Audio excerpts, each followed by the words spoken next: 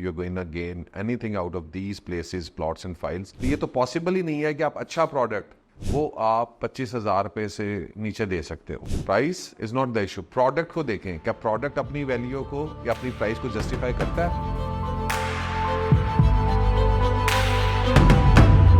Sir salaried person है, as 38 है और उनकी प्रीवियस इन्वेस्टमेंट्स हैं capital smart city, Lahore smart city और DHA फेज़ 9 प्रिज्म में. तो ये एक इन्वेस्टर पोर्टफोलियो के साथ हैं. इन्होंने 1 बेड सर्विस अपार्टमेंट के लिए क्यूरी की थी. मैंने इनको consultancy the. They were very interested. उसके बाद मैंने उनके साथ सारे प्लान शेयर किए अल्फारिस के. तो उनका एक ऑब्जेक्शन आया कि यहाँ पे आपकी प्राइस बहुत ज़्यादा है क्योंकि आपकी अभी ग्राउंड ब्रेकिंग सेरेमनी. तो उस चीज़ पे मैंने फ्लैटीज़ वगैरह उनको सारा कुछ बताया. लेकिन आप इस चीज़ के ऊपर क्या आपका टेक है? सबसे पहली बात तो ये है कि जी कि जितने भी अगर ये इन्वेस्टमेंट है उनकी कैपिटल स्मार्ट सिटी और ये सारी जगहों के ऊपर बड़ी लॉन्ग टर्म इन्वेस्टमेंट्स हैं और he should actually liquidate those investments. इनका कोई फ़ायदा नहीं. 9 प्रिज्म भी अभी नीचे आया हुआ है और फर्दर मोर भी आगे नहीं लग रहा आगे अगले कोई साल 2 साल 3 साल के अंदर you are going to gain anything out of these places, plots and files anywhere in Pakistan in general.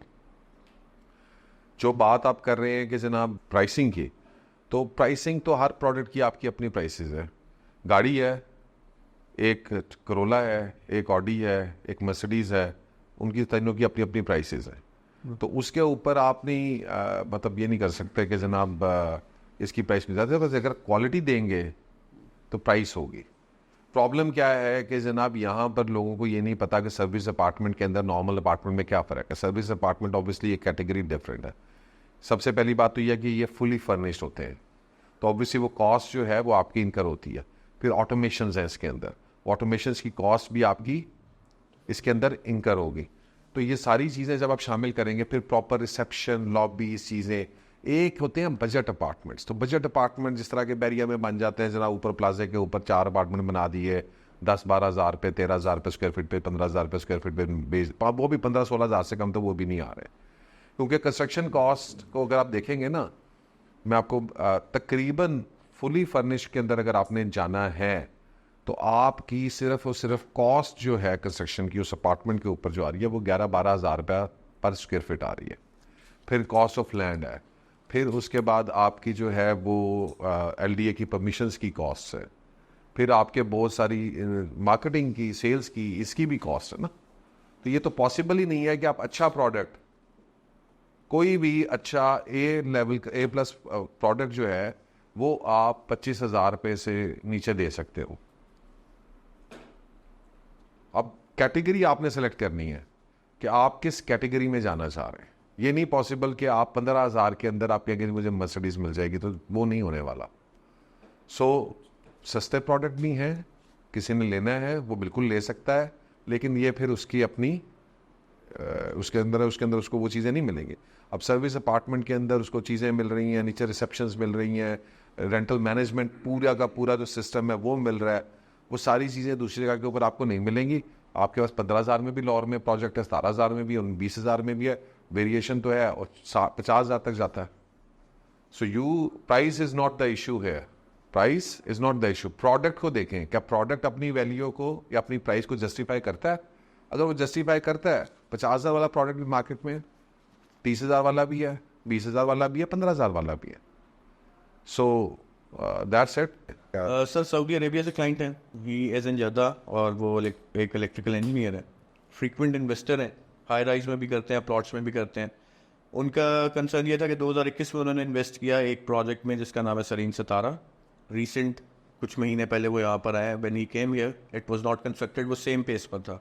उनके 2 क्वेश्चंस थे कि जब मैं अपना इंस्टॉलमेंट्स पूरी तरह से पे कर रहा हूँ, वहाँ पे ना कंस्ट्रक्शन उस स्पेस पे चल रही है, ना डिलीवरी उस स्पेस पर आ रही है, और this is why I am a bit fearful to invest in Pakistan. नहीं, बिल्कुल सवाल ये ठीक है उनका. और प्रॉब्लम यह है कि बहुत सारे लोग इस वजह से जो है वो फेयरफुल हैं. बहुत सारे डेवलपर्स जो है, आपको पता है कि जिन्होंने रेंटल गारंटीज दी थी, जिसमें ये प्रोजेक्ट भी शामिल है, ठीक है, वो सारे प्रोजेक्ट जो है इस वक्त बड़ा स्वेयरली सफ़र कर रहे हैं. और अब देखिए, प्रॉब्लम समझना चाहिए थोड़ा सा. दोनों तरफ के एंगल को आप देखें तो आप कह सकते हैं कि यार उनको भी नहीं पता था, उन्होंने शुरू में 23-24 हज़ार रुपये का रेट निकाला, रेंटल गारंटियाँ दे दी, चीज़ें कर दी, अल्टीमेटली वो चीज़ें जो हैं वो यहाँ पे हाइपर इन्फ्लेशन हो गई, अब वो रेंटल गारंटीज वो देंगे या वो प्रोजेक्ट बनाएंगे. But the problem is I blame this on the developer and the marketing team and the जो उधर काम कर, उनको ये चीज़ अकल नहीं थी. अब यही इसी वजह से हम ये बार बार समझाते हैं कि जी कि the reason you need to work with the consultancy. मैं हमेशा कहता हूँ मार्केटिंग या सेल्स की कंपनीज के साथ काम करना बंद कर दें अगर आप आगे बढ़ना चाहते हैं, क्योंकि मार्केटिंग एंड सेल्स की मेंटालिटी सिर्फ है कि बेच दो चीज़ें, कमीशन ले लो एंड दैट्स इट. उसके बाद उनका उस चीज़ से कोई ताल्लुक नहीं रह जाता. सिमिलरली प्रॉब्लम क्या है कि जनाब जब उन्होंने वो अब डेवलपर है, मैं डेवलपर हूँ, तो मुझे पता होना चाहिए ना कि मेरे साथ अगर कल को कोई अनफॉर्सीन होता है तो मैंने उसको हैंडल कैसे करना है. ये जो प्रॉब्लम आप कह रहे हैं ना कि जनाब इतना बड़ा पोर्टफोलियो, इतना बड़ा नाम, वो गिरता ही डूबता ही वो है जो जिसको तैरना आता है. और प्रॉब्लम ये होता है कि जब आपके इतने सारे वेंचर्स होते हैं, चीज़ें होती हैं, तो आपकी कंसंट्रेशन भी नहीं होती, बिकॉज आपने एक बंदे को लगाया, उसको कहा यार ये कर ले, you are not doing it yourself. ठीक है ना. एंड देन सबसे बड़ी बात यह है कि जी कि आपका हाई राइज का कोई पहले से पास एक्सपीरियंस नहीं था इन एज सच, एंड देन आपने जो है वो चीज़ें जो है वो एक प्लान बनाया which was not something which was doable. So what do we do? हम सबसे पहले ये काम करते हैं कि हमारा सबसे पहला एनालिसिस होता ही डेवलपर के प्लान के ऊपर है कि वेदर जो डेवलपर ये प्लान दे रहा है क्या ये डूएबल है, क्या ये पॉसिबल है, और अगर ये पॉसिबल है तो only then we jump into that project. और मतलब वेरी सिंपली इमला के जितने प्रोजेक्ट पिछले 8 साल से आए हैं, कोई डिलेज यस 6 महीने, साल, 1.5 साल, इससे ज़्यादा डिले, और साल डिले जनरली एक्सेप्टेबल है पूरी मार्केट में, दुबई में भी एक्सेप्टेबल है. उसके अलावा तमाम प्रोजेक्ट्स 100% डिलीवरी हुए.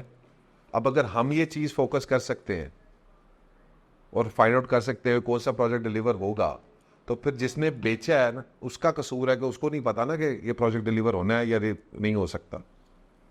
अगर मैंने 23,000 में बेचा है और मैं 3 साल से रेंटल गारंटी ले रहा हूँ, 30% तो मैंने वापस ले लिया, 23,000 का 30% निकालो, क्या बचता है?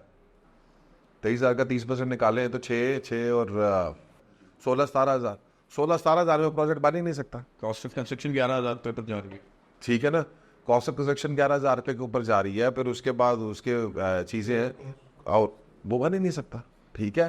तो ये चीज़ें जो है लोगों को उस वक्त समझ में नहीं आती हैं. They jump into this products के थिंकिंग कि ये सस्ता है या इसको समझ नहीं है, and then eventually they face this trouble. So सबसे पहली बात ये है कि प्रोजेक्ट एनालिसिस खुद से ना करें, hire a consultant to do that for you, या हमारे पास आ जाएं. हमने तो सिलेक्टिव वो प्रोडक्ट किए हैं जहाँ के ऊपर हमारी चीज़, हमने भी उस टाइम पे फ्रेम पे शुरू किया था ना, हम अगले साल डिलीवरी देने जा रहे हैं इंशाल्लाह. So if we are delivering, so the major mistake you made was not investing in that project. Major mistake you made was selecting that company through which you invested and trusting them कि जनाब वो आपकी investment का ख्याल रखेंगे.